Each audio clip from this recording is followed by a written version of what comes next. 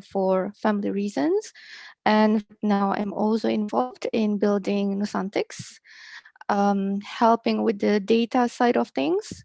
We are a biotech startup working on microbiome genomics and also diagnostics. For example, recently, together with Biopharma, with Buneni, Bu Teki, we developed PCR test kit for COVID-19. Okay, so to begin with, I would like to provide you with a quick overview of our schedule for today. So we will begin with the opening remarks by our one and only Dr. Sastia Putri Borman, the managing director of ForTi, and who is also professor at Osaka University in Japan. Unfortunately, Professor Ketut won't be joining us today because one of his loved ones passed away. So our deepest condolence for him. And after the opening remarks, we will have opening talk by Professor Ismunandar. I will, of course, introduce him later. And that one will be followed by a photo session. And then we will have the first talk by Dr. Ritu Saxena from 7:15 to 7:45. So that will be 30 minutes. And the second talk will be delivered by Bapak Ari Awan. That would also be for 30 minutes. And then following the talks, we'll have a Q&A session for approximately 40 minutes. And then we'll have closing remarks again by Dr. Sastia. Okay. And we have some rules for all of us, just to make sure that the event will go very smoothly. So all participants will be muted to ensure the audibility of the speakers. And the participants are allowed to ask questions during the talk.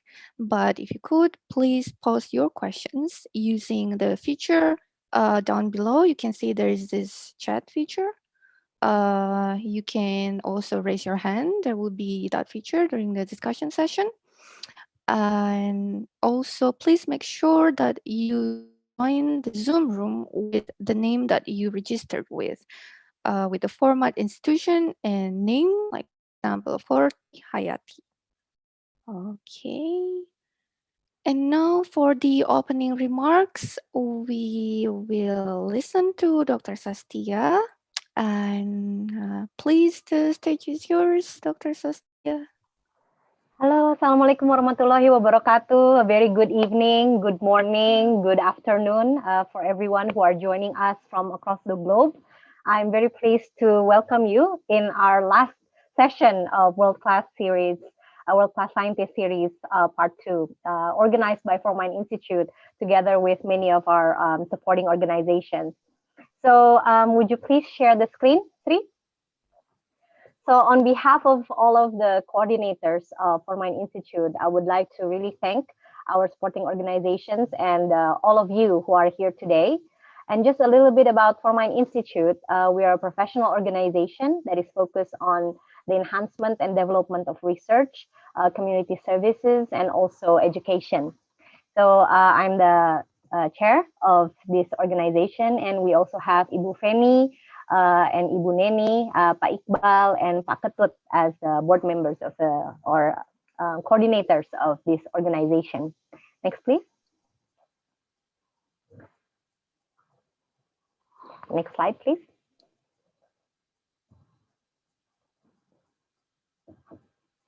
Okay, so as part of our ongoing efforts to increase and introduce new scientific development from across the world, we have been active in organizing trainings and capacity building and workshops. And one of them were the Metabolomics Talk series that were held during the period of December to March. But due to the pandemic, we changed our activity to be online based. And we are very happy that Professor Oki Karna Rajasa, Deputy of LIPI, who used to be also our most important partner, strategic partner in Kemenristek BRIN, who kindly support us in the initiation from the World Class Scientist Series Part 1. Next, please.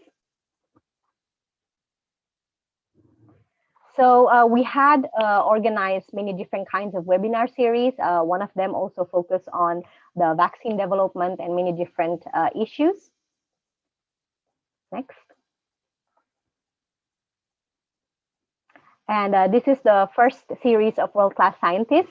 So it was very well attended, and then we received good feedback from our participants, and therefore we decided to organize part 2, where we have more incorporation with the industry academia. And today is a brand new topic where we would like to also engage with the world of startups. Next, please. So not only that, we're also very passionate to bring very important issues such as gender equality, and also these are some of our events that were held just in June and August, together with the Ministry of Education and also Ministry of Research. And our minister, Professor Bambang Brojonegoro, was also in attendance to support our efforts in evening the number for girls in science. Next, please. So these are some of our media portfolio. Next. And not only that, we would also like to promote the studies abroad and how to get different kind of scholarship in different countries. And also we invite people, for professionals from the industry, to give a talk on business and leadership. Next, please. So these are the speakers lineup for the previous series. We invited Professor Indra Mahlia, one of our notable diaspora, ilmuwan diaspora dari Australia. We also had sessions on scientific writings in engineering as well as in social science and humanities. We invited program director and also DP director to give a talk about funding, how to get grants. And scientific writing from the editorial point of view, we invite a very high reputable professor from University of Liverpool, who's also an editor-in-chief of the Metabolomics Journal. And just last week, we had a very exciting topic that is firstly introduced, which is academia industry partnership, inviting researchers from the academia who successfully built a startup company, and also from the viewpoint of an academia who switched to industry as a career. And it will also be interesting today that we will welcome two very highly reputable speakers. We have Ibu Ritu Saxena. Hello, Ritu. It's very early in the morning in the US, so thank you so much for coming. And we also have Ari Awan, our speaker from Jakarta. Hello, Ari Awan. And a very special guest, Professor Ismunandar, is also here with us today from Kemenristek BRIN. Hello, Pak Ismunandar. Very pleased to meet you today, Pak. Hello, thank you, thank you. Yeah, we're very excited. This we hope to end this with a big bang. So hopefully you all will enjoy today's webinar. And I would like to give the time back to the moderator. Thank you so much. Thank you so much, Ibu Dr. Sastia. That was very interesting and very useful for all of us to know.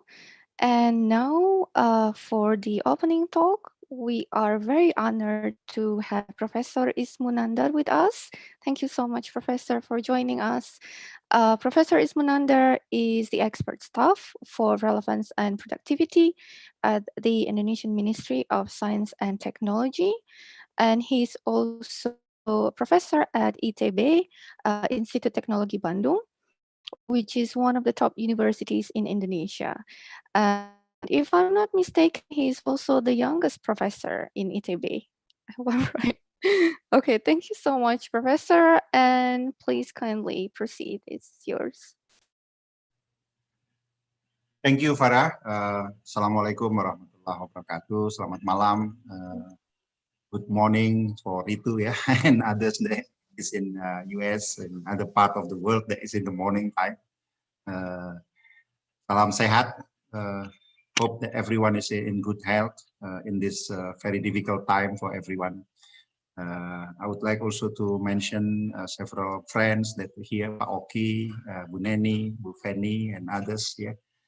It's very good to see all of your faces here, although some of you is only only in the photograph, yeah, the profile picture. Thank you for inviting me, and I very pleased that to learn that Respect Bin is one of the supporting agencies for the network and also for the activities. Selamat malam Bapak Ibu sekalian, ini saya lihat ada teman-teman dari berbagai universitas, dari UT, dari UMS, dan beberapa tadi ya. So I would like to share a little bit. So I didn't expect that the session is in English. Yeah, I thought it's in Indonesia, but Okay, so Pak. All of the participants are in slide, Indonesian. my slide is in Indonesia, so but most of the participants in Indonesia, Bu Saskia mentioned it. Can you allow me to share my slide a little bit? Yes, Just yes, two Pak. slides. Sudah bisa, Okay. Pak. Thank you, thank you. So, Ibu sekalian, friends, this is the the standard slide that usually in the minister always show that is everyone in every session, in almost every session, because this is the vision of Indonesia 2045. Yeah, in 100 years of our independence, we want to be escape from a middle income trap. So the vision is a strong vision because it is involving a very difficult task. We have to grow at least 5.5%. Yeah, at least 5%. It is expected in some years it will grow 7% even. Yeah. Of course, this is the plan is before pandemic. We have to probably correct the some of the target after the pandemics, because this year even we growth negative, yeah, and not only Indonesia, I believe almost everyone, yeah, growth negative. But the important things here is that we cannot growth in this growth rate without we move from the economic based on resources. Yeah, we have to move from economic based on resources, because in the past until now, actually, Indonesia, our economy mostly from our export of the natural resources, and we aim now to move into innovation-based economy. And this is why the Ministry of Research and Technology now become also the agency for research and innovation. So this is the bold ambition of bold vision of Indonesian government. As I mentioned, we want to move from our resource-based driven economy into innovation-driven economy, and this is become very important. Research and innovation, or invention and innovation become very important. This is our research priority at the moment, among many of our research priority, but this is the top priority. We have research and innovation in amphibious aircraft, N219A, and then we also have the top priority also the drone, yeah, the unmanned air combatant. This is also combatant. Yeah? This is the drone, but this is also at the same time it's combatants. And this is also the catalyst. Yeah? The catalyst that this is being applied for converting the palm oil into either bio gasoline or biosolars. Yeah, so this is the catalyst can convert palm oil into biosolars, biogasoline, or even bioafter. Yeah, so this is one of the priority. So we also have a vision. If Brazil have green fuel from sugarcane. We also have the aims now, and it's also actually one of the main part of the biosolars in Indonesia is from palm oil. And we in the futures is starting in pilot plant now in biogasoline and bio. Indonesia until now is, although we are a maritime country, we still imported the salt. Yeah, even most important also in the industrial salt. And we currently develop a technology both from the farming of salt from the sea, and also for combined with the power plant, because power plant produce extra heat, yeah? And then we use the extra heat to produce salt. And this is the others, yeah, among is of course the rice, corn, and others, a battery for electric vehicle, etc. We base all of this activity into what we call it triple helix. Although some people say that quad helix or sometimes pentahelix, but we, at least if we can do the triple helix, and we make sure that the triple helix is doing right, then at least we believe that the research and innovation can be carried out actively. Yeah. So this is the governments, the academic, either from university or from the research center, research institutions, and also the industry, both the private and also the state-owned company, state-owned private, and then also from the investors. Recently, of course, the governments giving the atmospheres or providing the atmosphere to make sure that the triple helix can operate in very active. One of the trigger that we just recently been released by the government is the Minister of Finance regulation in super tax deduction. This is formally has been released. So it is an industry that doing the research and innovation starting from July last year can apply to the government's a tax deduction up to 300%. So hopefully with this incentive, the research and innovation from private will be main part. We hope that next times will be main part of the research budget in Indonesia. But until now, is the main part of research budget in Indonesia is about 85% of the research budget in Indonesia coming from the government. In other ASEAN country, about 60%, 70% of research budget is already from private, while Indonesia is still dominated by the government. So we do hope that this will triggers the private involvement in research. So everything is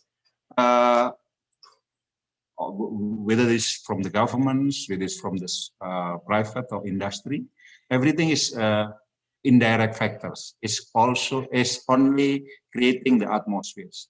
The most important thing is the people that having right competition, people that have good competency, and one that doing research and innovation. This is that will drive the innovation system in Indonesia. So we thanks for ForMind, ForTi, collaboration with I4 and others organization that always making Indonesian researchers, Indonesian innovators to become part of the ecosystem, to become part of the community. And with your help, with your involvement, with your touch, with your collaboration, we do hope that Indonesia innovation, research and innovation will grow and make sure that our aims, our vision to become innovation-based economy will be realized. With that, again, thank you so much for ForTi, for mine, for the involvement in making the Indonesia research innovation ecosystem active. Thank you so much, and hope that this night discussions.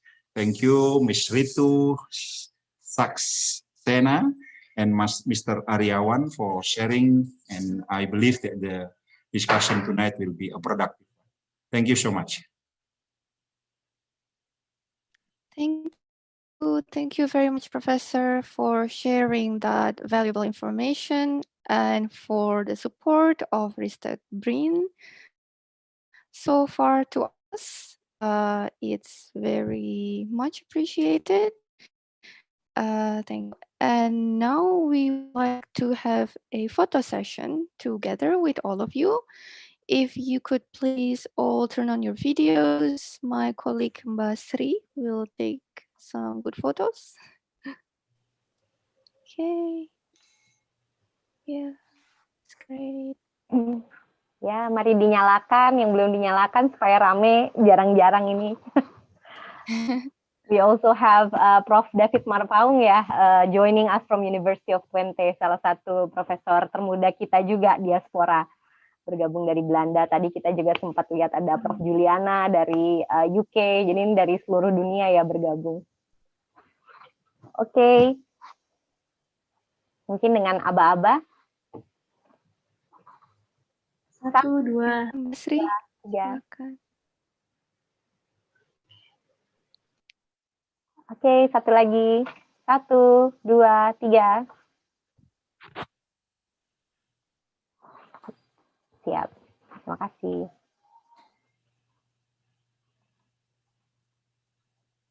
Okay, thank you, Ibu and Basri, for the photos. Okay, so next we're going to start the 2 talks. The first one, I would like to introduce Dr. Ritu Saxena, okay, who is the Associate Director of Enterprise Analytics at Astellas Pharma US, which is a leading multinational pharmaceutical company which ranks among the top 20 pharmaceutical companies in the world. And Dr. Saxena also has many other notable achievements, including having received Top Young Investigator Award from New York Academy of Sciences. She also has a doctoral degree in cell biology, if I'm not mistaken. And this is very interesting for me because I'm studying biology for my PhD, but I work with data right now. So maybe I could explore for mentorship. Okay. Yes, I think I will give the stage to her right now because we've been waiting for this. Thank you so much once again, Dr. Saxena, for joining us. And please kindly proceed.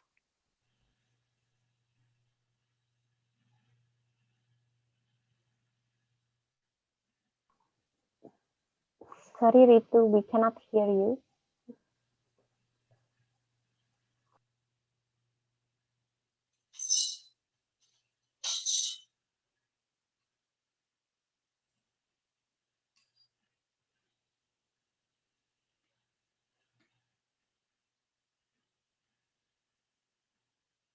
Not yet?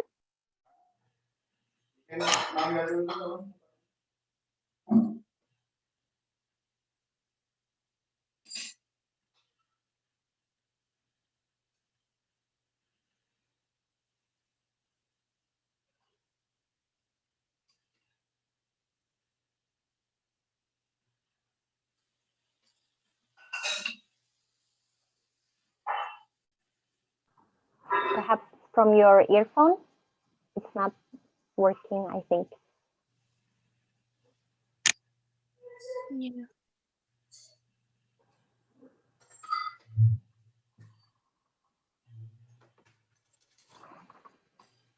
All right. Yes, of course.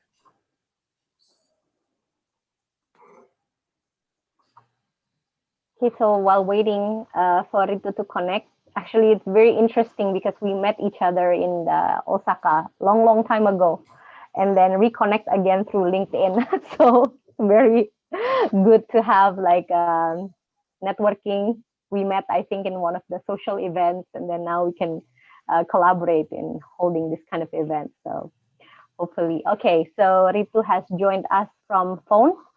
I hope her audio works.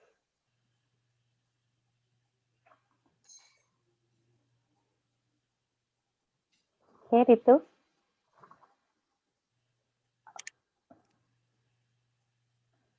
No, we still cannot hear you. Still no audio. Can I you think you should be able to unmute hear yourself? me. Okay, Okay. now now Awesome. we can hear. So Okay. sorry. So sorry about that. Really sorry. But let me just try to make up the time and the sick. Just wanted to ask Farah, do you have my slides? Would you be able to pull them up, or do you want me to share? I'm fine either ways. Yeah. You can share your screen. Okay. Cool. I think there's not going to be any delay. Okay. Sounds good. Let me just share my screen real quick.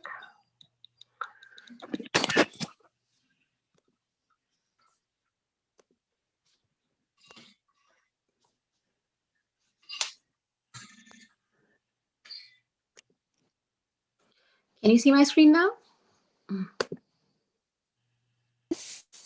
Yes, Awesome. perfect. Thank you. Great. Thank you so much, Sastia, for inviting me for this talk. Good morning, good evening to everybody. First of all, thank you so much, Professor Ismunande, if I did not pronounce your name correctly. Sorry about that. Even though your slides were in Indonesian, but I could understand everything, it did give the message very clearly. So thank you for giving us such a good talk. First, I know, as Saskia mentioned, I've known her for several years when I was living in Japan briefly. She has grown into an excellent researcher, and I've had my own journey back in the US. We connected, and she suggested that I give a talk. So this topic is so elaborate that it can take hours to cover, and I've tried to really summarize some of the key points today on data-driven strategy, survival of the fittest.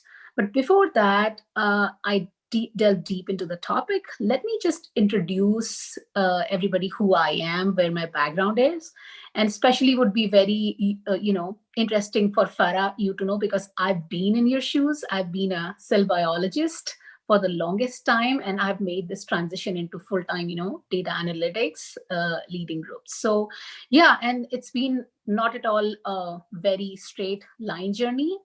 And the other point that I do want to add is that data and analytics do go hand in hand together.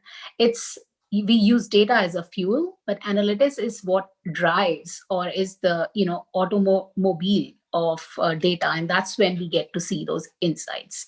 So with that being said, this is just like I tried to cram a lot of information in here. This is essentially explains my journey through academia and industry as well. So on the left hand side, you see the logos of schools, graduate schools, universities, which I've been fortunate to be a part of, and also the areas where I did my research, postdoctoral studies.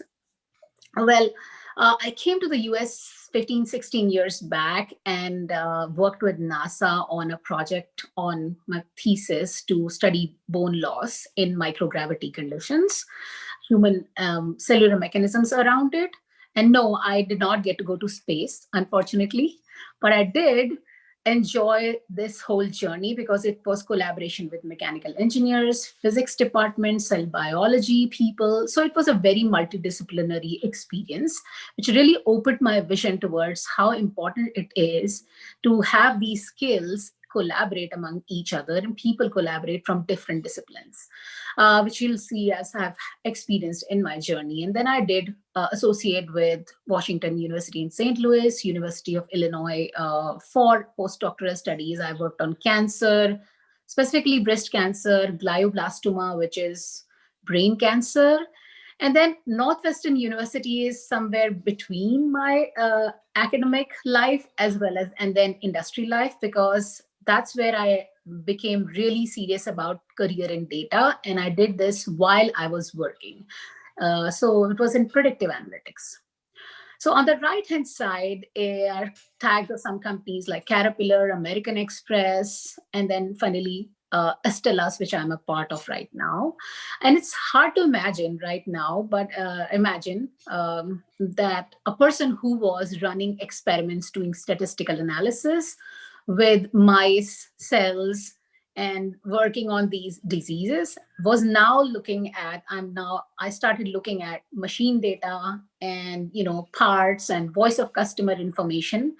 Well, so it's been a very interesting transition, and in between I did do a lot of entrepreneurship, started my own business intelligence venture. I have been, wrote a couple of books on metabolomics and genomics, and then finally went into full time, working on data analytics, creating value out of it.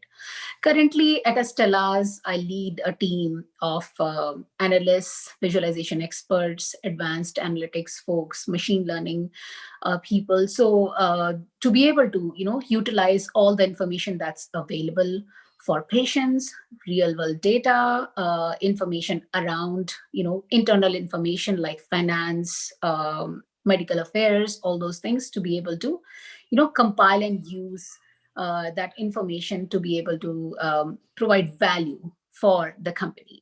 So, and eventually to the patients. So this is what I've been a part of, very haphazard, but certainly interesting. But I do want to emphasize that there's been some very common themes during all these engagements, which is ability to be utilizing information the right way, the problem solving ability. So that, and in fact, my PhD years, postdoctoral years really helped me shape up what I'm doing right now in the industry. So yes, definitely you in advanced studies, you have like data. We always are looking for people like you. So yeah, with that said, I do want to start with the topic of data and analytics strategy, and more focus on organizational success.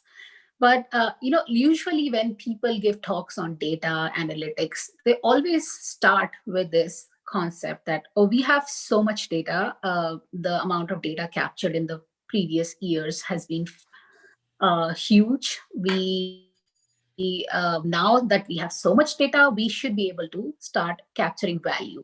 But I don't think it's that simple, because a lot more data, it does not translate into a lot more value. And with that part, I do want to move on to the next slide. And there are certain principles I want to highlight about the industry, about what it means to be to survive in this very competitive environment. And one of the concepts is the hype cycle. So this was published, this chart seems a little complicated, and apologies for that. There's too much information here. And I'll try to break it down into small pieces. So I'm trying to, so it kind of makes the point, but it is one of the main slides that I want to explain. The source of this visual is Gartner. Gartner is a famous analytics, evaluation industry company. They frequently publish these hype cycles, if you will, for emerging technologies for different disciplines. The one specifically mentioned here is for analytics and business intelligence, was published fairly recently in 2019. And it shows that any technology that we start talking about, any newer technology, holds a lot of promise. Like, in fact, in cell biology research also it happens the same. In this, for example, when you start learning about a new technology, people feel very excited. Industry folks, the executives, they get all excited about it. They want to invest in it. But is it really worth the hype? And this is what explains. So on the left-hand side, when we start, we see the first phase is the innovation trigger. So essentially, which is where, when you're working in a company, when you're working in maybe academia also, you get excited about these new technologies. People start doing lot of proof of concepts. They get initial funding, executives support you, and this is when you start showing them maybe some nice experimental results as well. However, this hype does not stay forever, as we all know. So we kind of reach the peak of inflated expectations, if you will, because now everybody is looking at the people who are running these analytics groups to tell them, we gave you a lot of money to invest in these new technologies, methodologies, platforms. Now, what is the return on investments on these? So this becomes the burning problem. And unfortunately, a lot of the methods fail during this period of time, and which actually becomes the deciding factor for their survival as well. And this peak of inflated expectations then slowly transitions into the trough of disillusionment. Single biggest challenge for analytics people, whether you are part of a small analytics group, center of excellence, small data group, or you're talking about the whole company, we definitely get challenged on how do we go through or pass this trough of disillusionment, this movement from peak of inflated expectations to trough of disillusionment.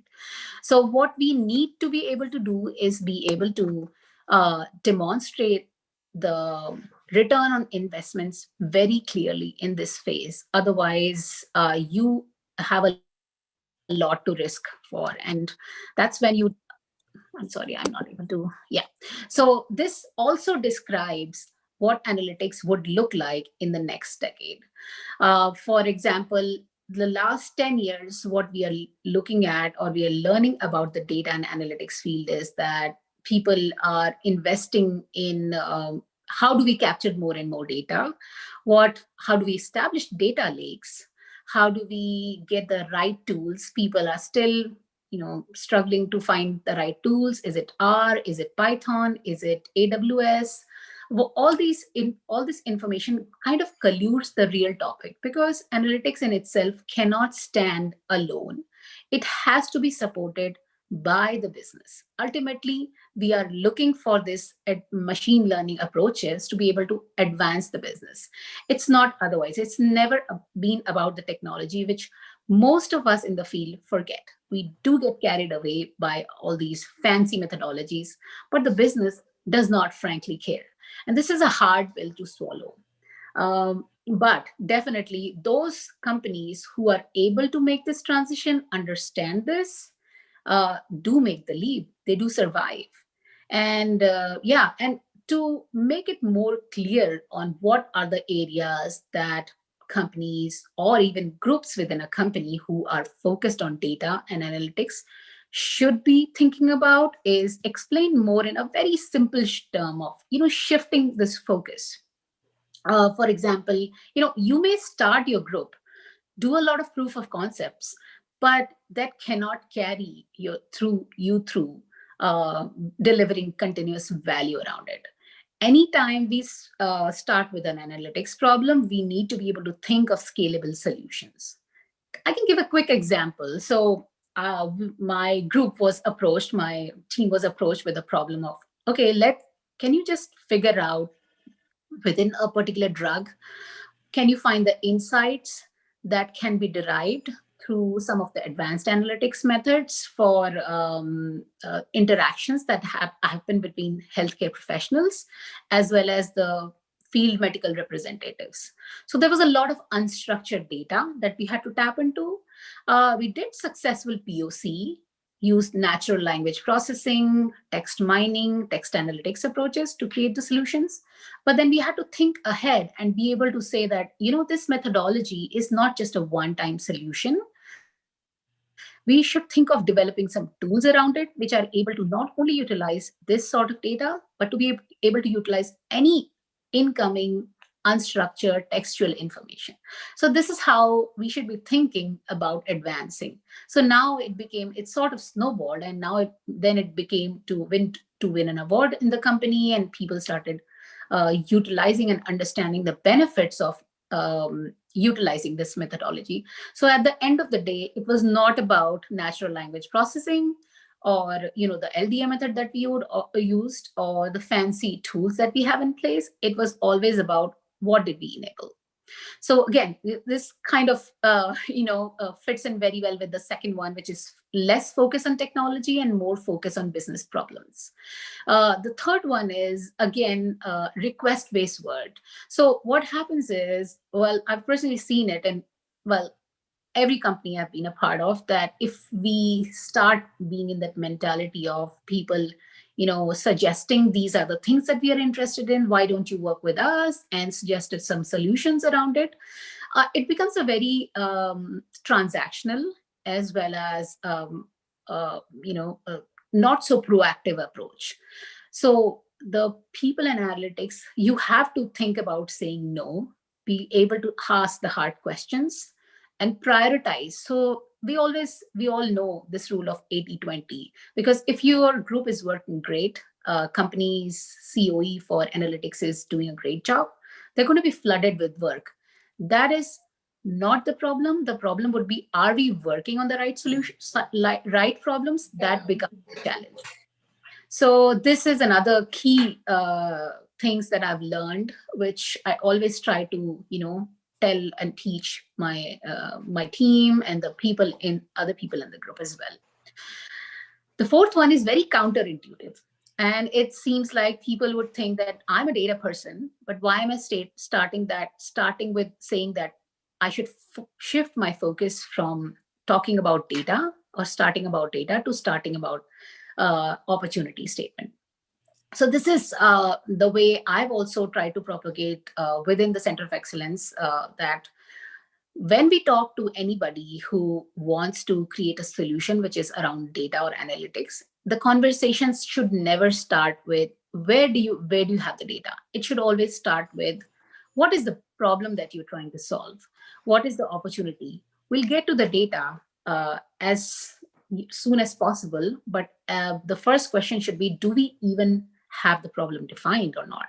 So this is also a very good thing to keep in mind, because if after you get the data, it does become about how do we create the right output around it. But the starting point should not be data. It should be more about the pain points that the business is struggling with. Fourth one, also very consistent among different companies. People in technology, IT, information technology, as well as analytics. We have a lot of biostats PhDs, data science people, machine learning experts. What would happen, imagine, if they all come together? They're going to inevitably talk about technology, and they get to focus internally on the method that they use, the kind of tools that they use. But eventually, it's not going to be very helpful for the advancing of the group or the purpose that you're trying to solve for the business. So it should always be focused on customer solutions, understanding customers, because it's very much like sales, marketing. We have to focus on the customer, otherwise it's difficult to survive. The sixth one is working in silos. This is also a very consistent problem, because within a group, within any company, there can be analytics groups which are maybe associated with different divisions like sales, or integrated with marketing, medical affairs, or even finance. But and they tend to hold on to their data, become siloed, don't share information methodologies as often. So it's interesting that the more you collaborate, the better the solutions would be, the more problems you will be able to see and be able to prioritize. So it's sort of all interconnected at the end of the day. Yeah. So yeah, it's my a small sheet that I always keep in mind. I stick in front of me and try to always focus on the right things, so we have the resources and energy utilized in the right way. So I know there are, Sastya told me there are some students also who join in this call. So I do want to emphasize that strategy is not limited just to the company level or a broader group within the company. It's very much applicable at the individual level. What I mean by this is anytime you are maybe a technical or non-technical employee or student, you need to have a step-by-step process in mind, things to focus on, be more proactive in your approach to survive in this competitive environment. Remember, survival of the fittest. So that's why I try to, put together some key points which talk about success in the field of data and analytics. So it's again, as I said, we worked with very, very different industry verticals. These principles are very agnostic or applicable to every industry that you can be a part of. So again, this is start with a business problem. I've already talked a lot about that for the corporate level or company level, but in this case, at an individual level, what can you do to be more involved? So for example, you can be any kind of data ninja. You could be a business intelligence person, or even a researcher who's doing some statistical analysis. You should be able to ask the right questions. Ask questions, they could be right or wrong questions. Start with asking a lot of questions. Get the people involved, stakeholders involved. If you're running projects for people who are in marketing, any other business vertical, you should always know them better first before you jump onto providing the solutions, because listening is half the problem done. And also, even though it seems premature at times, when you start talking to them about value or how valuable it would be, can we put a dollar number to it? Can we put patient effectiveness number in pharmaceutical industry? But do not refrain from asking those questions, any industry you are a part of, because that would give you an answer on how serious or useful your product, your output would be. Because if it's not started from the executive level, if people are really not, they don't know how to quantify the value around it, probably not the best business problem, going back to the prioritization aspect. So this needs to go on at the individual level also. Plus, it's interesting that it does feed into the technical way you want to solve the problem, because half of the time we probably don't gauge, we are not able to gauge the right solutions because we didn't listen enough. So I would really emphasize on this point as well. The second one is, again, as I said, more than the technology is focus on the customer. It's not about the method. It's not about the method. So yes, my team frequently comes to me. They tell me how they build the fancy neural network to be able to create a solution. But my question always to them is, would you be able to explain this to the business partners? If not, then look for something that is explainable, so without compromising too much on accuracy. So if, for example, last week only we were trying to be able to predict a disease using some of the comorbidities. So now if we are working on a problem like that, trying to create a lot of models around it, ensemble method, different methods. But at the end of the day, we ended up choosing logistic regression, because that's what was able to give us fairly high accuracy as well as explainability. So that's something that you need to keep in mind. Now, on the other hand, do make sure that precision or accuracy is, if that's the main output that you're looking for, then maybe the approach needs to shift a little bit. Also, you should know the audience. If you're working with groups which are fairly good with numbers, like finance, so they don't have a problem with numbers. They may not understand the advanced statistics, but they do understand the numbers. And there is a set way of doing things. So make sure you understand what their method is, and try to help out as, this method as augmenting what they're already doing. So it should be integrated. Your solution should be integrated, not providing or touting to be the best method available. So that's also one of the advice or learnings that I've had in my experiences. The third one is interesting. I've mentioned that we should have a working knowledge of analytics. So it fits into And for everybody, if you are a data visualization expert, could be on your way to becoming a data scientist, you could be an executive, you could be some CEO of the company. I don't think you would be able to take the right decisions or fact-based decisions unless you have a working knowledge of analytics. What I mean by working knowledge is you should understand the high-level concepts on, for example, if two teams who work for you approach, they take the same data, they try to analyze it, come back and present the output, I guarantee you they'll have separate, a little different, sometimes very different outcomes. So you as a leader should be able to differentiate between what is the right, what is wrong, or what should you be evaluating in terms of risk, the outcomes, the questions. So I always highly suggest and try to, indirectly educate my customers, people whom I work with, that they understand, they start speaking the language in a very teaching way, if you will. Now, if you are a data scientist or an aspiring data scientist, you would definitely need more than working knowledge, need deeper understanding. But this is something which is applicable to people in sales, any other division, that you should have a working knowledge. So with that, I think this is where I sort of close my presentation. But I do want to say that these all topics are very, diverse. A lot can be spoken about them, and I'd be happy to talk about any of these in detail if you want. I would like to open it up to questions. Thank you to everybody. Thank you very much, Dr. Ritu Saxena, for the very interesting presentation. We will have some questions, I'm sure, later in the Q&A session. I just wanted to point out that I could really relate to what you were saying.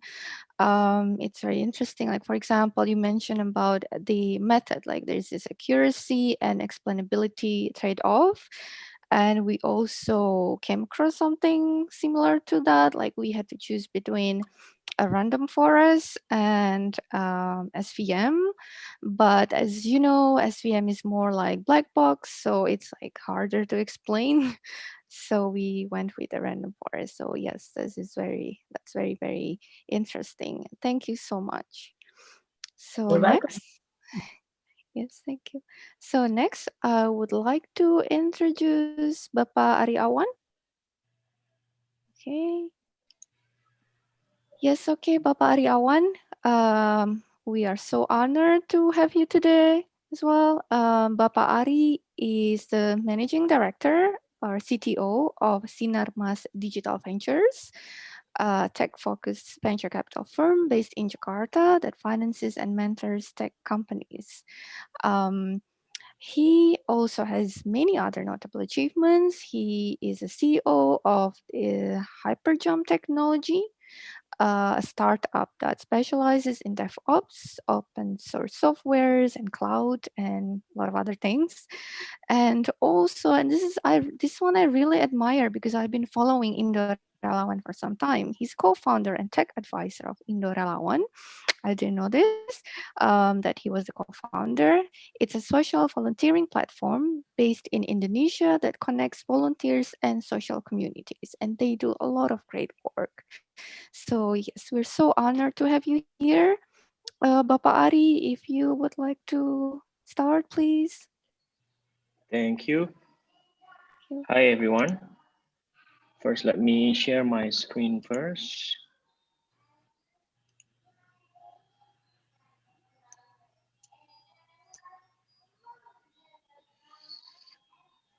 So can you listen to my voice and or see my screen? Yes. Okay. Yes. All right, let's start. Good evening, everyone. It's good to be here today. I was asked by my sister-in-law, Ibu Sastia, to give this talk, so I cannot say no. Hopefully, I will not waste everyone's time and all of you can learn one thing or two this evening. She's laughing. All right, So a little bit about myself. My name is Ari Awan. I used to live in Tokyo for more than 10 years before going back to Jakarta in January 2015. I like to code and have been coding software professionally for 15 years and counting. Currently, I work for Sinamas Group, running their venture capital unit, SMDV. So other than that, I also run an open source software company called HyperJump. I also active in Indonesia FinTech Association as a board member and deputy general secretary. And I'm also helping a nonprofit called Indorelawan, just like Fania said. Indorelawan is the largest volunteer matching platform in Indonesia. I would like to start my talk today with a quote from Richard Branson. I hope all of you familiar with him. He's the founder and CEO of Virgin. Never take your eyes off the cash flow because it's the lifeblood of business. Basically, if a company is a living being, cash is equal to blood. So I have only been a VC for the past 5 years. Before that, I'm actually a struggling entrepreneur. The largest part of my professional life was spent trying to build a business. So for the past 15 years, I have built 5 startups. 3 were, unfortunately, I forced to close them down. I fired a lot of people, crash and burn. But the other 2, I got lucky and able to generate some return for my investor. In my last startup, I raised a single-digit $1 million, and after 3 years, we sold it for double-digit $1 million. It looks glorious, but it's actually hard. It's very, very hard. And what I can tell you is this: entrepreneurship is not for everyone. Few of my friends were able to get more than my exit reward, actually, just by climbing the corporate ladder. So if you are in it for the money, my advice is to stop. But there's a but coming. Entrepreneur is the one who advances the society, I think. They are the trailblazer. They innovate. They create new invention. They create new discovery. They create jobs. Therefore, they increase wealth and prosperity of our society. So we need more of their kind, not less.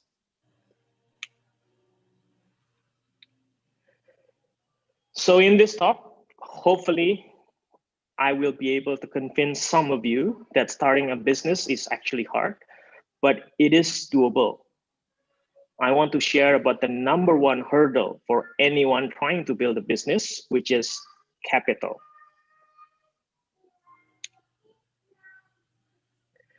So in this modern world, there are new types of capital, actually. Intellectual capital, social capital, and so on and so forth. But today, I want to talk about the oldest form of capital, which is cash, the lifeblood of business. So there are 4 ways to get cash as capital for your business. You can get it from grant or donation. You can get it from operation. Basically, you obtain cash by simply operating your business, selling product or services in return for cash. Or you can borrow. It is a debt financing. The last one is you get it from equity financing.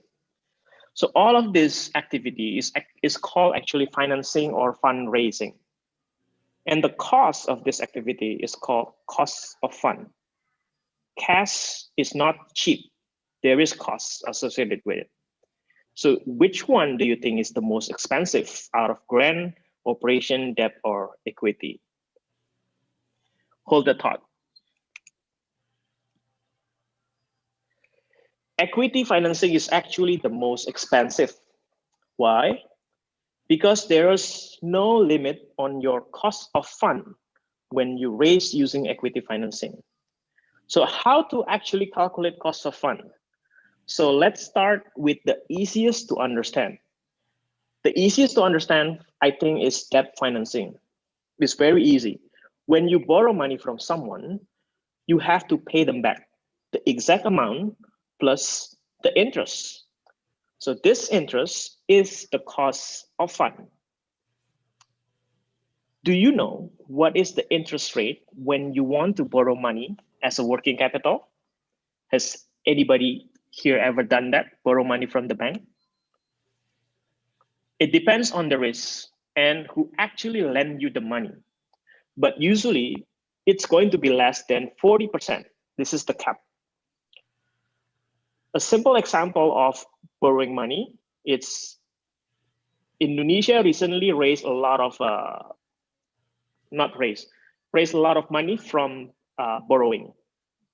Indonesian government issue a bond, what they call ORI, Obligasi Republik Indonesia. There's a SAN and everything.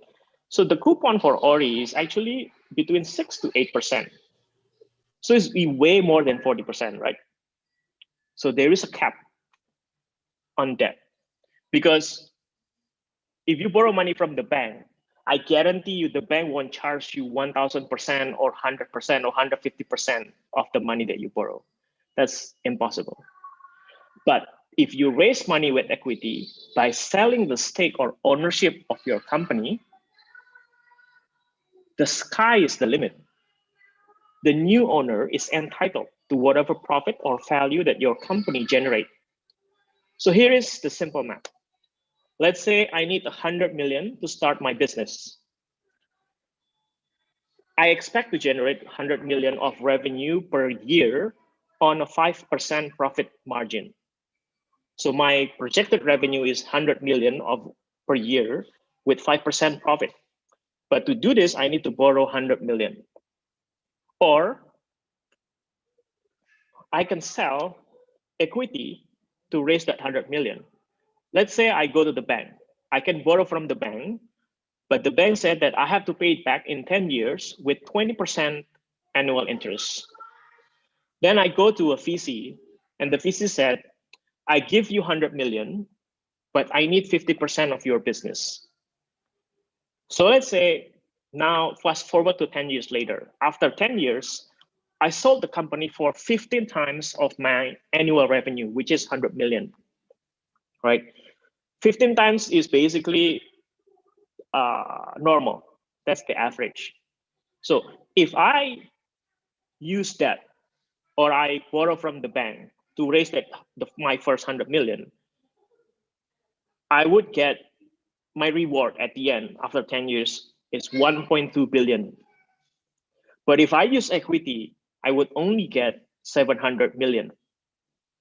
So the equity cost of fund is almost 2 times more than the debt.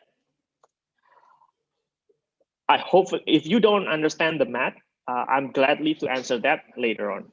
But I hope you follow my point. So each instrument of financing, of course, you have to raise it differently.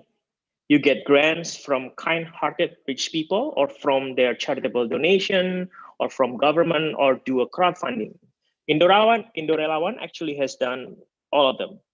But the best way of financing is actually from operation. You get cash from your customer. For debt financing, it's mostly from financial institutions like banks, P2P lendings, or in Indonesia, there is an entity called Modal Ventura, not to be confused with VC. Modal Ventura is a kind of multi-finance, but for productive loan or working capital. Normal VC only do equity financing. Debt financing usually need a collateral, such as share of the company, usually is called convertible bond. Basically, if you cannot pay, give me your company shares. Or the usual suspect, like a real estate, land or building or a house or gold, and so on and so forth. But there is a loan that doesn't need collateral, non-collateralized loan. For this, the lender usually will rely on your track record or credit history. The most common one, credit card, or I'm sure most of Indonesian knows, KTA, kredit tanpa agunan. For equity financing, you raise it usually from VC, venture capitalists, or PE, private equity firm. or you raise from corporation, usually as a strategic investment, or from the public via stock exchange. How? You set the number of shares, you set the price of per share or valuation, and then you issue the shares, and then you sell the shares, and you get the cash in the bank. Sounds simple, but it's not. But it's also not rocket science either. Let me elaborate about this on the next slide. So, first step, how do you determine the number of shares and the pricing or valuation of each shares?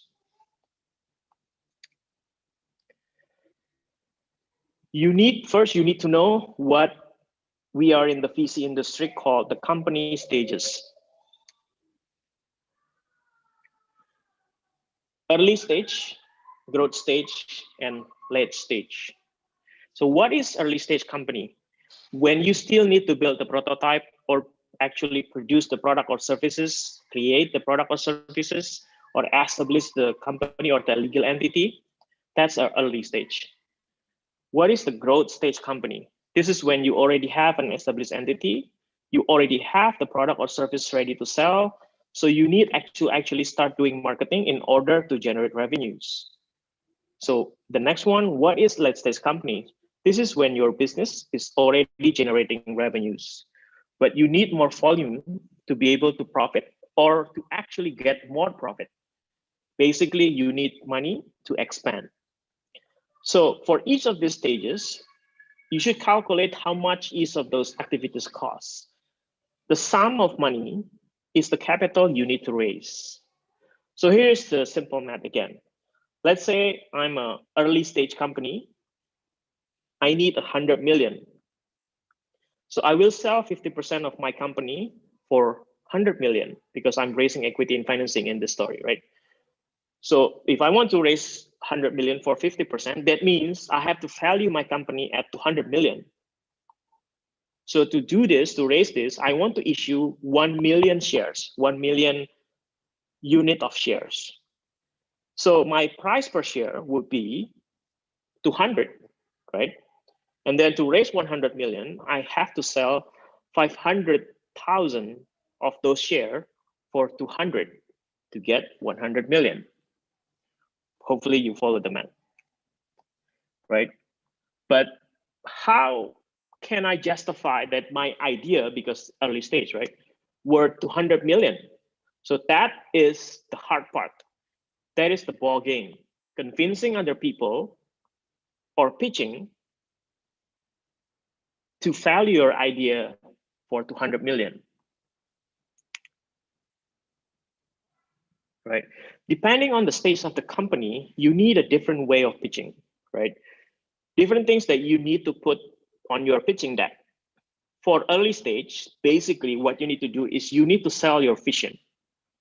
What is you and your team track record and credential? Is the market big enough? The real addressable market, not counting the whole population of Indonesia as your market. Is your idea solving a real problem or actually just a solution looking for a problem? Usually you need to show that you have a capable business and technical person. Well, ideally that's you as the founder. For growth stage, what you need to put in the pitching deck is you need to show that your vision has been validated. So what is your traction looks like, your sales and marketing metrics? You need to have already that number, such as the CPA or cost per acquisition, LTV, the lifetime value of customers, the conversion rate, funnel, pipeline. If you don't know about this or unfamiliar, you can ask me later. And usually you need to show that you have a capable marketing and salesperson. For let's say company, you need to show that you have a solid business. Basically, how is your financial metrics looks like? What is your profit margin or profit contribution? What is your cost structure? What is your cash flow cycles looks like? And usually you need to show that you have a capable financial and operational person already with you or plan to hire one. Right. There's, unfortunately, based on my experience, there's no silver bullet or surefire formula for this one. You need to learn by doing. Practice, make perfect. Keep pitching and keep hustling. Negotiate the price and put it in a piece of paper or in the VC industry, we call it term sheet. The goal is to get that term sheet. Do that all the time and repeat for 100 times or more. Right. When you get that term sheet, you need to make sure that the transaction is done smoothly.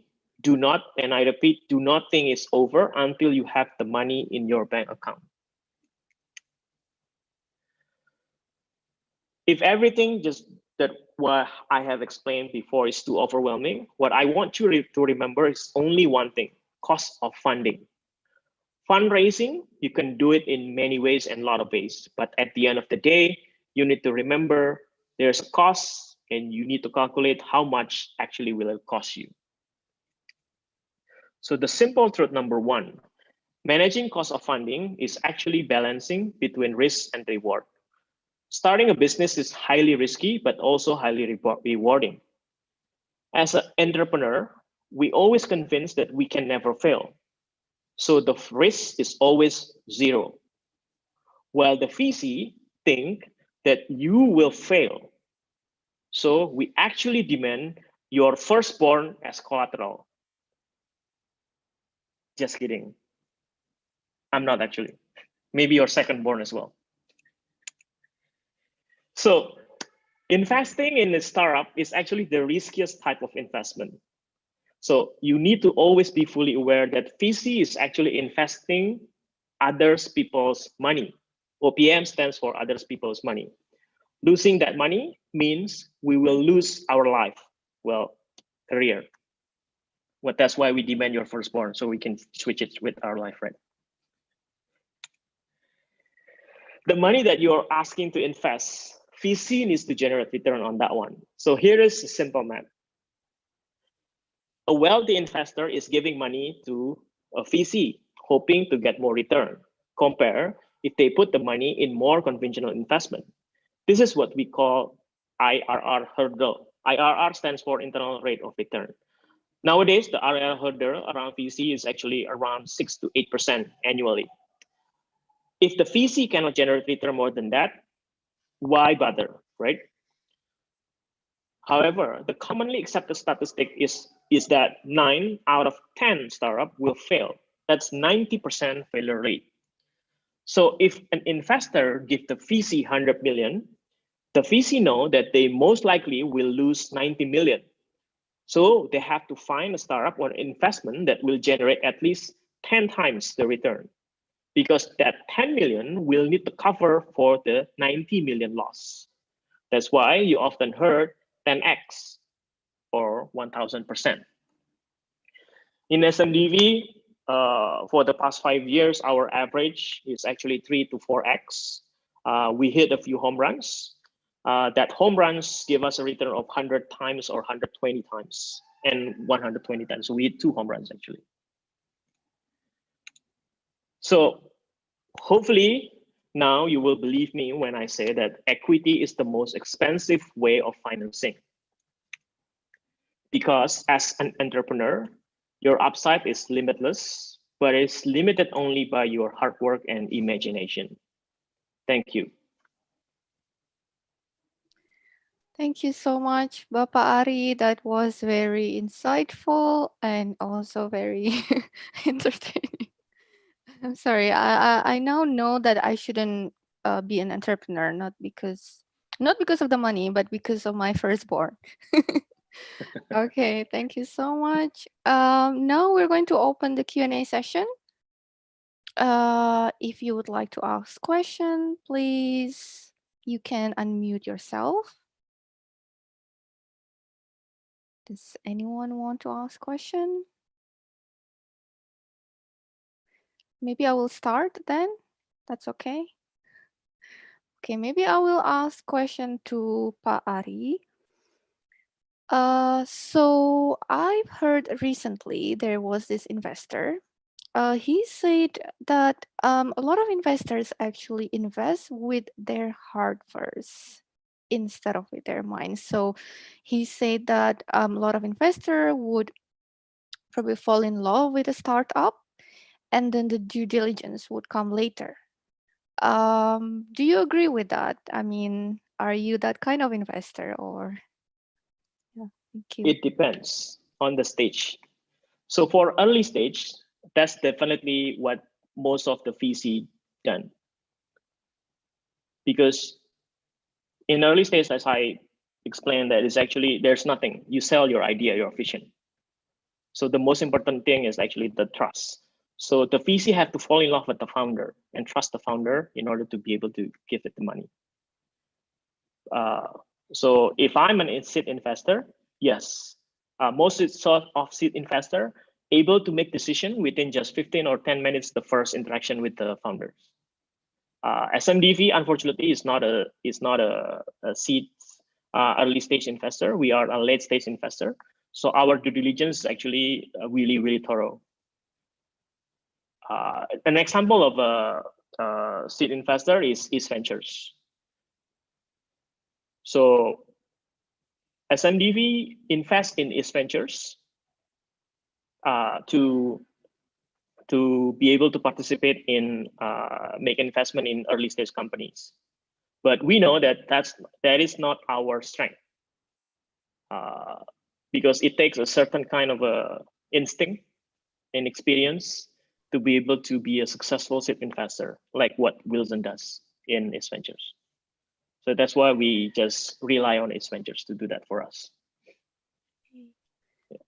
Thank you. It's very interesting. Actually, the company I work for is backed by East Ventures.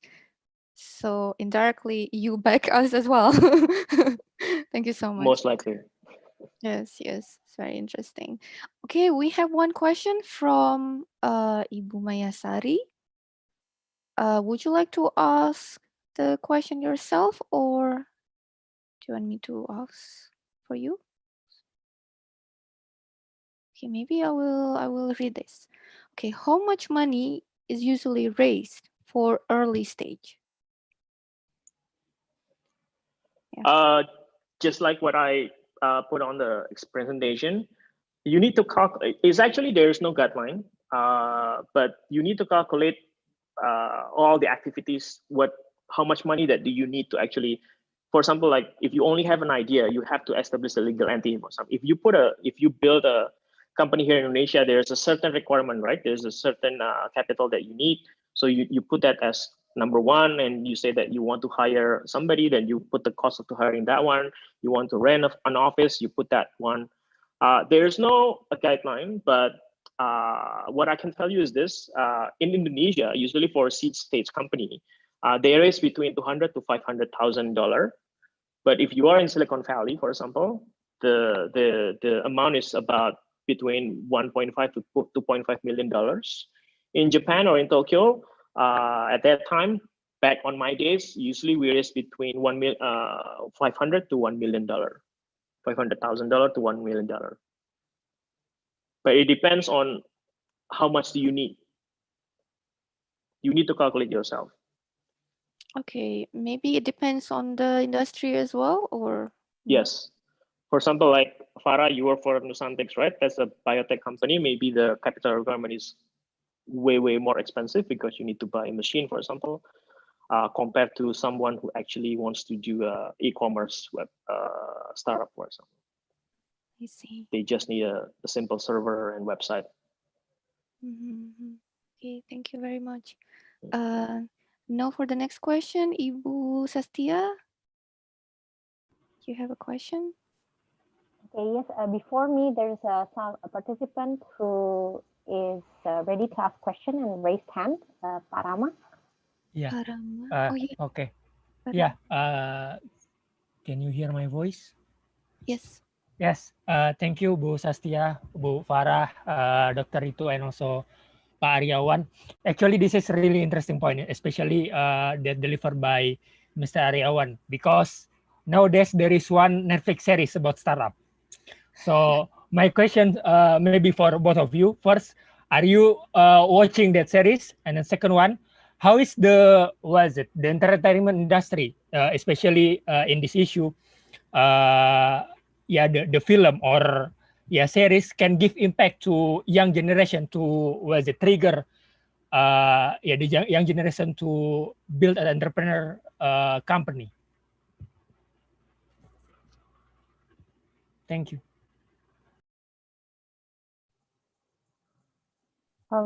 Ritu or Ari Awan? Oh, Oh, I think Ritu, we cannot hear your audio. okay. So let me give you Go my ahead. answer first. Do I watch that startup? I'm aware of that series, but I'm banned for watching it by my wife because my wife wants to watch it together, and my wife doesn't watch a series on Netflix until it's finished. My sister. So I haven't watched it. That's a good one. Do you think it will be, and do you think it will have an impact? I hope so, because we need more entrepreneurs. Okay. Okay, Dr. Ritu. Yeah, sure. I personally haven't seen that. It's on my list, definitely to watch. But my perspective, definitely, if the documentary, the people who are behind it, they have done their due diligence and presented an unbiased view of what it takes, like Ari Awan did. He explained very clearly on what you're getting into. It's not trying to sell, it's a difficult road. If you want to be an entrepreneur, I've been one myself, and certainly not for me. So definitely, I think that if it presents the right views, and I think the more important part for people who are interested to be an entrepreneur is that you should make a network, try to connect with the people who are into it, who have done this. So you get a lot of tips and tricks on how to be one, or, you know what you're getting into. So that's my opinion, but definitely I'll watch it soon. Yeah. Okay, thank you very much. Dr. Sastia? Yes, it's very interesting because I just watched one episode just before this. I'm still in episode 4 though. It's really, really interesting, and it makes me. I think it prepares myself also to understand Awan and Ritu's talk today, because I'm completely blind about this world. And Ritu, you raised a very interesting talk about survival of the fittest and how important data is. And now, in the era of global pandemic, everything is unpredictable. So usually when we have data, we want to predict something. But in this kind of situation, nobody predicted the pandemic will happen, how big the impact will be. And so many businesses have to close and change. For example, like I write, Thai Airways is changing their strategy now. They're selling like street food. Definitely. Yeah. So how important is, like, how strong is our data analytics have to be to prevent or to prepare to ready the companies for something as global pandemic? Yeah, that's a great question, and it does certainly is the burning question for most of the industries, any kind of industry. So I definitely I have a lot of friends who are working in different industries. My husband works for aerospace industry, so definitely it's taken a hit. Some industries, pharmaceutical, not so much, unless the manufacturing supply chain gets affected. If it's somewhere in Wuhan, China, or something really drastic happened there, then it's going to create a huge impact. Otherwise, not so much. But in terms of predicting COVID, I don't think we had this prediction anywhere happening. Besides some intelligence on the US, officials who are running the country, they suggested they had some intelligence around it, but maybe not that much on how to tackle it. But I certainly think that there are ways for data and analytics to create these scenarios, build scenarios like in our company, the other companies. How do we deal with situations like this and have the least impact on the people who are in the company, on the cash flow, the capital, the projects that we are associated with? So it's the approach is both mathematical as well as the interaction that we have with the people, or the prioritization of the executives. So for example, if we talk at a lower level, it's about creating these scenarios. What if the pandemic hits the second peak in the US or outside, or the companies where you're or the countries where your product is mainly sold? What would it look like for the sales, marketing, all those activities? Those scenarios can certainly be developed. Then there if this data is not available, since things like these haven't happened, such a large scale pandemic, so we rely a lot on simulation models. So some of the tools available, AnyLogic or any simulation tools, they give a very good what if scenario analysis on. So it doesn't tell you this will happen for certain. Maybe the prediction ability is not great, but it can certainly tell you what if we go one way versus the other, and more I would say with certainty versus going by a gut feeling. So this is my interpretation, what I'm being observing in different industries. But having said that, not just the pandemic, there have been companies like American Airlines, even some of the big giants who have been very directional with their approach of investing in analytics, making it part of their DNA, and they have revived themselves from the dead, you will. So certainly this is something we should be investing more in if situations like COVID. So the last person you want to fire if you hit COVID is your data scientist. So yeah. Yes. Okay, wonderful answer. Thank you. Okay, thank you so much. And we have a few more questions from Ibu Sri Surati. Would you like to ask this yourself or Ibu Sri? Okay, if not, I'm going to read it. This is a question for Bapak Ari Awan. You said that the process to build startup is not as easy as imagined. So what is the lowest point that you have ever experienced in your journey, and how to get the enthusiasm, motivation to rise again, to start again?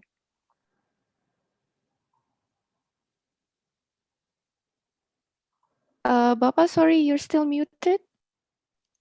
Okay, yeah, sorry.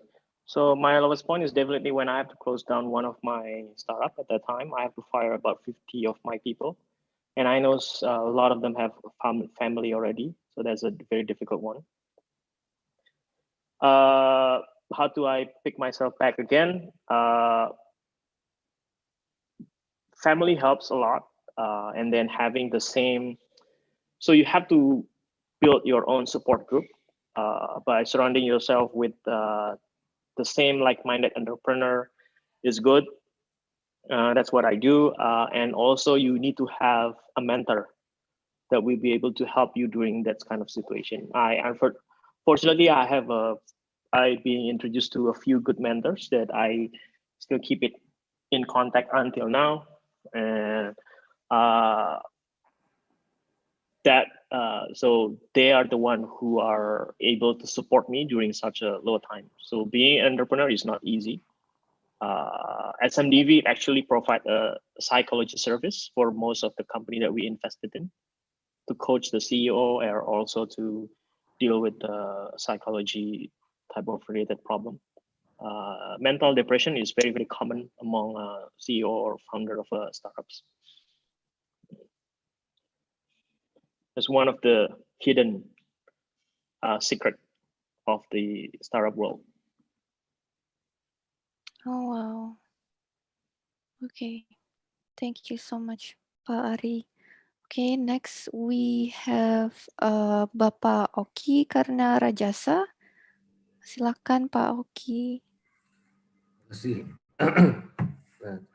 My question is to both of the speakers. What do you think about the link and match between university or research institution as the producer of innovation and industry? Are you still optimistic about this concept link and match, or are you more pessimistic on that? Thank you. Do you want to go first, Ari? Oh, okay. Actually, Okay. I don't really know much about the subject and or the program of link and match, so I don't think I'm able to comment on that one, to be honest.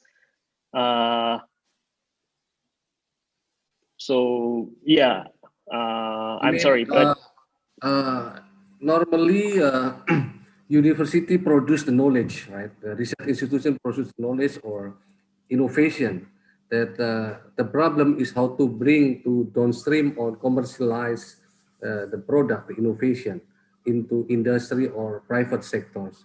Or do you consider that university or research institution as a supplier for innovation?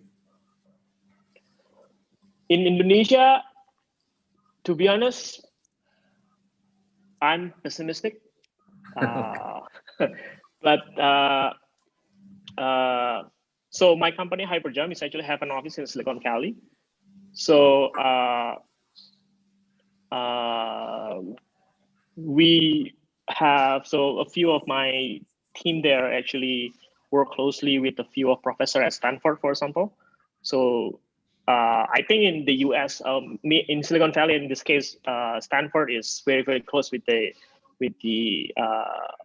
startup communities, and most of actually startups actually coming from there as well. It's alive and well there. But in Indonesia, to be honest, I never seen one or came across on one. So granted, I only been 5 years in Indonesia working professionally. So just like I told you, I don't think I'm qualified to comment on the subject if it's Indonesian, because I'm not knowledgeable on this one. Thank you. Ritu? Yeah, thank you. That's a great question. I don't have knowledge about Indonesia, the relationship between university and industries, but I can certainly speak for what I'm seeing in the US.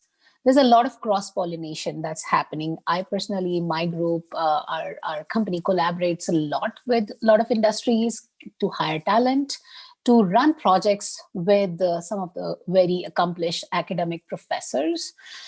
Having said that, there is a long road for us, especially at the student level, because I've been in both worlds. You know, Sastia knows I was going for a postdoctoral position in Japan, and how hard or how myopic we become when you are a researcher or when you are in academia. You just think about the project at hand.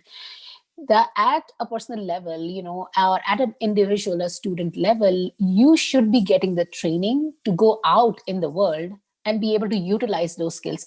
I learned it the hard way, but I think there is a lot of opportunity to train these scientists, and that's why I really like what Farah is doing. I think you've been a researcher and, being engaged in these platforms. So you have to consciously train the students, and the students should also be very conscious, seeking these opportunities to be engaged, understand what the business world looks like, because it's very different. But having said that, we can really benefit from each other.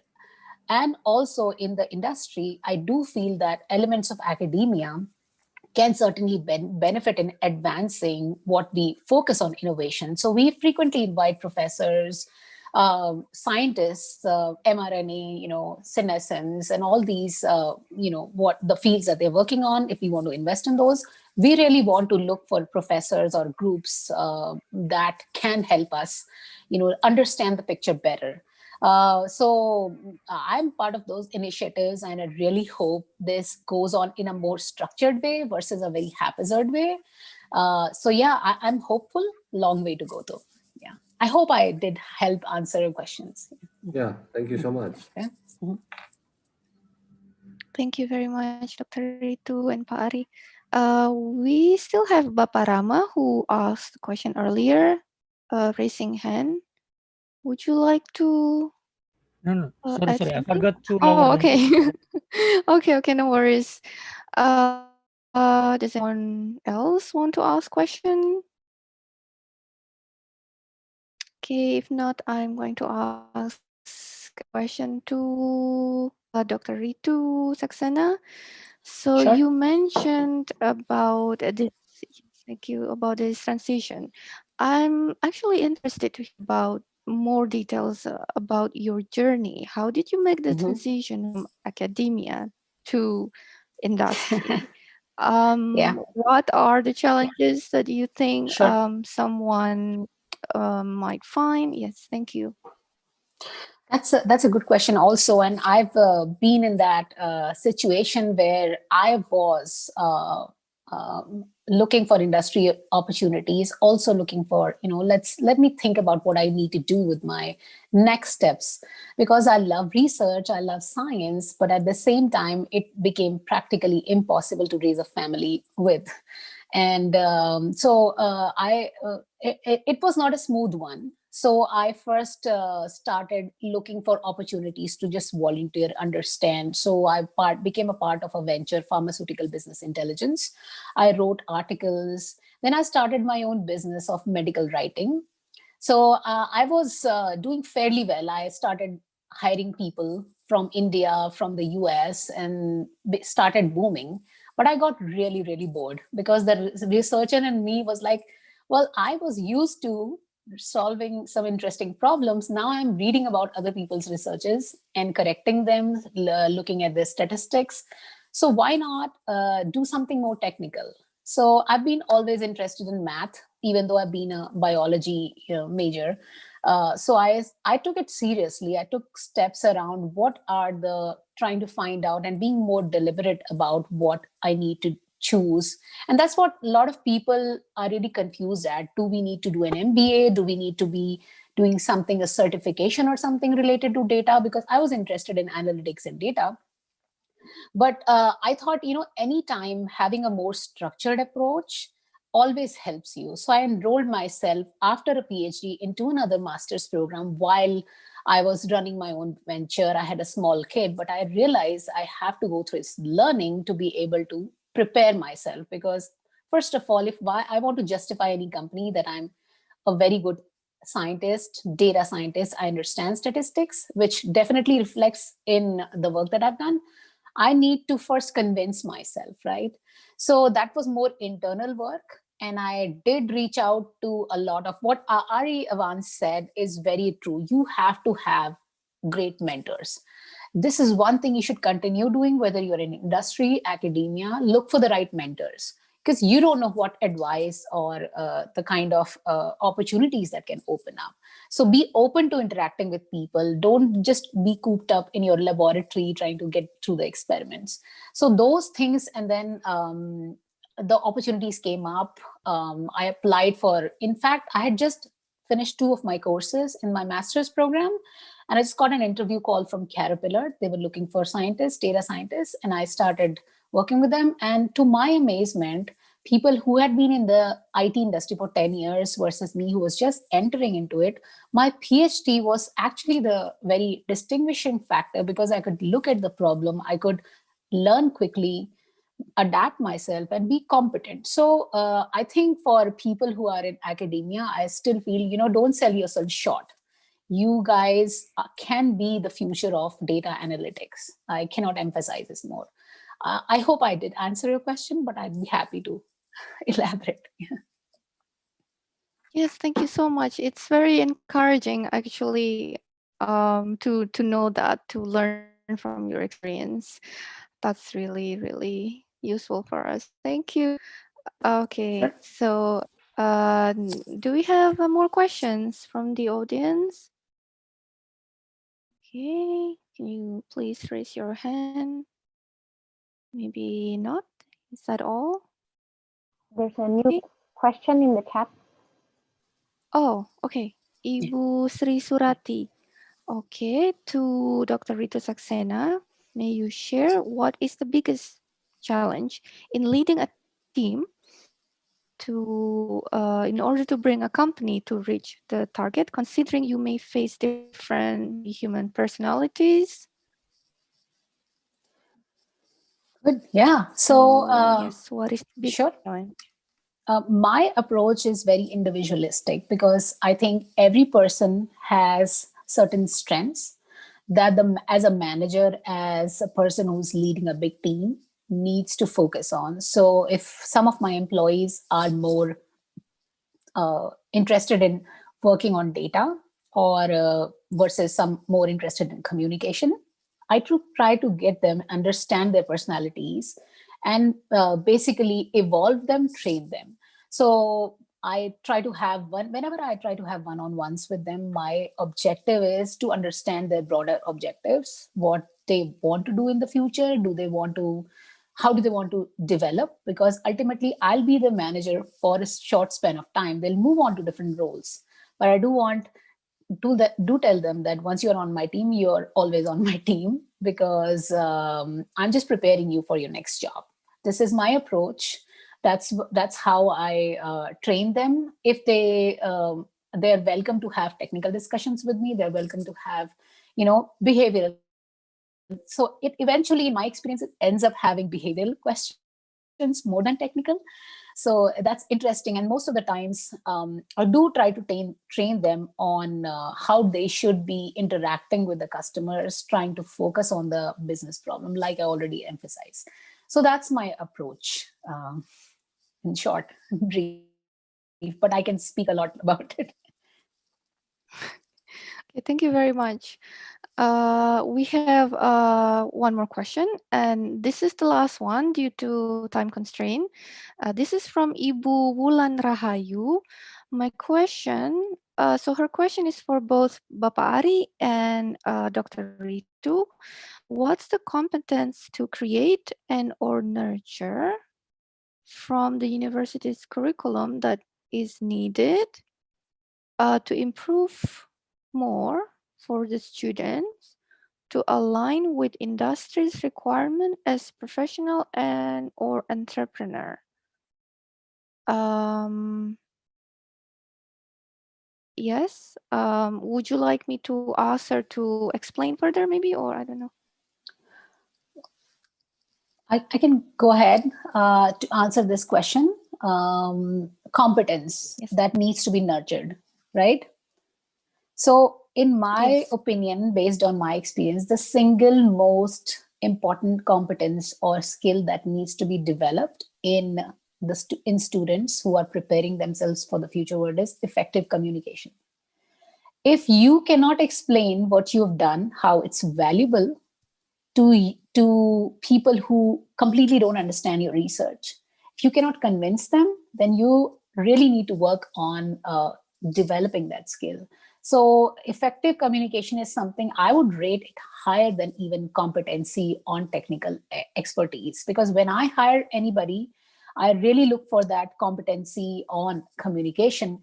Technical skills, I tell them, you need to have some basic skills, of course, but you can get trained, you can get better if you practice and practice, but you should be comfortable in communicating, going through navigating discussions, convincing people.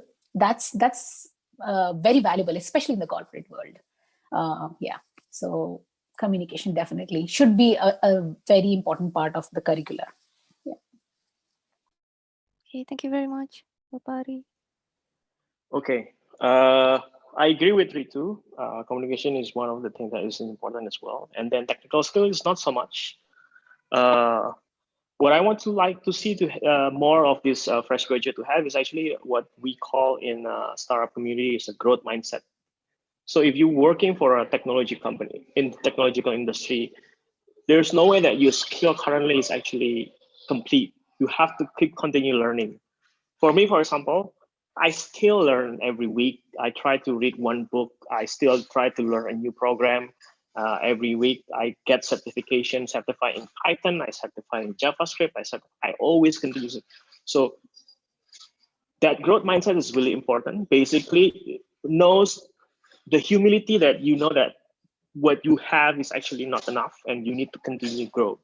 I don't know how to, if you can put, I think that's part of characters. I don't know that it actually can be teach in the higher learning or a university. I think it's more to do on the elementary education instead of higher learning, because when it's to be fixed is that because skills right now you can learn it from everywhere, and then more and more Google is there, Siri is there. In the maybe after 10 years from now, you don't need to remember or you don't need to how to calculate to multiply because everything is already being solved to you, right? But you need to have that humility to understand that your skill is not is always obsolete and you need to continue learning. How to instill that growth mindset in the university setting, I don't know. My assumption or my gut feeling is that you need to teach that on the basic learning, on the elementary education instead of the university. Once you go into the university, I think it's already too late. The character of that person is already fixed. That's my personal opinion. So I think if Indonesia wants to fit the curriculum, you need to start from the very, very basic thing. From the beginning, from the preschool, kindergarten, elementary, junior high, high school. Once you get to the university, I think it's already too late. All right. Thank you so much, Bapak Ari. And yes, that's a wrap. That's our Q&A session finish. And I would like to thank you again for Professor Ismunandar, Dr. Ritu Saxena, and Bapak Ari Awan for a very, very interesting session tonight. And yes, I would like to ask Dr. Saxena to continue for the closing remarks. Thank you once again for having me. Thank you so much, Mbak Farah. It's excellent moderation, and then we're really happy to welcome young researchers who are working in industry, in startups, and also invite various scientists from different backgrounds in this event. So many of the participants today are from the academic world, but for me, as Ari Awan said, the humility to continue learning. And for all of us today, spending our Saturday evenings with very useful, productive discussion and also added knowledge is very, very important. And I'm really thankful for all of our excellent speakers and for those who are here today to continue to support us. So we have a special surprise that is tailor made and custom made for our speaker. So our admin, perhaps you could share the screen. Yes, so for Ritu, we made this caricature for you. And this is you wearing batik. If you know batik, this is our special traditional clothing. And the background is in Raja Ampat in West Papua, Indonesia. I've been there myself and it's really, really beautiful. I think if you have a chance one day to visit Indonesia, this is a really, really good place to be, also for diving and snorkeling. So thank you so much for sharing your wisdom with the scientific communities in Indonesia. Thank you so much for the opportunity. This is really great. I hope the pandemic wraps up soon so I can visit. Yes, and yeah, I think it's very important also, a quote that I have never heard before, at least in the recent experience. A lot of people like to talk and express their opinion, but you mentioned something very important today, which is listening is half of the problem done. And I think that kind of attitude is very, very important for us as academics, to start listening also for the needs of the people, and then later on probably we can come up with more effective solution. So thank you so much for your valuable talk today, Ritu. And next up, I would like to thank, yes, thank you so much, Ritu. And next up, I would like to thank, my brother-in-law, who is actually a very good friend of mine since university days in ITB. And then we, in fact, studied Japanese together and prepare ourselves. And then faith made us family. So Awan, thank you for not turning down the invitation. I know you are very, very busy and it's very difficult usually to have you on board talking to university professors and us like students. And we're really, really honored to have you. And I'm really proud of what you've achieved also. The honor is mine. Yes. Thank you so much for sharing your wisdom with the scientific communities in Indonesia. And I'm not sure if you've been to Belitung, but if you're not, maybe we can have a family trip there. And you mentioned at the end, it's very encouraging that you say that your future is limitless. And you mentioned that it's only limited by your imagination. So yeah, this is really a very important quote for us to take home. And thank you so much once again for your time. And we really would like to thank the continued support, in particular, from Ristek Brin as one of our most important supporting organizations. And we have also the founders of ForMind, Forum Peneliti Muda Indonesia. We have members from the Ikatan Ilmuwan Indonesia International here with us today. And also we have people from Forum Rektor Indonesia. And Pauki Kanarajasa, who is with us from the very beginning. And until the very end, the second series, he's also here today. Really, really thank you. And Prof. Ismunandar, it's such an honor to finally meet you, although still virtually, but we're really thankful for your kind support for us. And we hope that the partnership between ForMind Institute and many different kinds of organizations and entities, industry, academia, working together will continue on, and then we will continue to serve our members and the scientific communities of Indonesia for the betterment of Indonesia. So with that, I would like to close today, and perhaps we can take a picture again with the last, because we have our founders, ada Pak Acep, ada Bu Neni, Ibu Feni, tadi ada Pak Lisman from LIPI, are also here today. We hope, and also many members, ada Pak Danar, many members from different parts of the globe are here. So I hope you would like to kindly turn on your picture.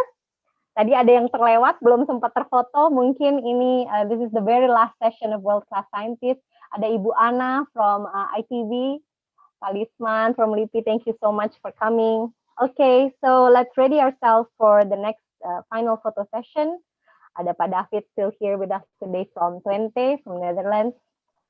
Okay. Mbak Suri Surati from BP POM, thank you. Mas Danar from UNS. Budian, Budian is also here for Minders from Undip. Okay, shall we? Okay, 1, 2, 3. Okay, one more. 1, 2, 3. Perfect. Thank you so much. And I hope that we could meet again in our next event. Thank you so much for everyone for your kind attendance today. See you in the next event. Thank you, everyone. Thank you, Bu Farah. Thank you, Pak bye. Ratu, Pak Isnu. Bye. Thank you, Yes. everyone. Thank you, everyone. Thank Nice you. meeting all of you. Have a good Bye. weekend. Ya, Makasih banyak semuanya sudah ya, hadir. terima kasih semuanya. So Ritu, thank you so much for waking up so early in the morning for us. Where is Thank care. you. It was great. Take care. Bye. Bye-bye. Bye.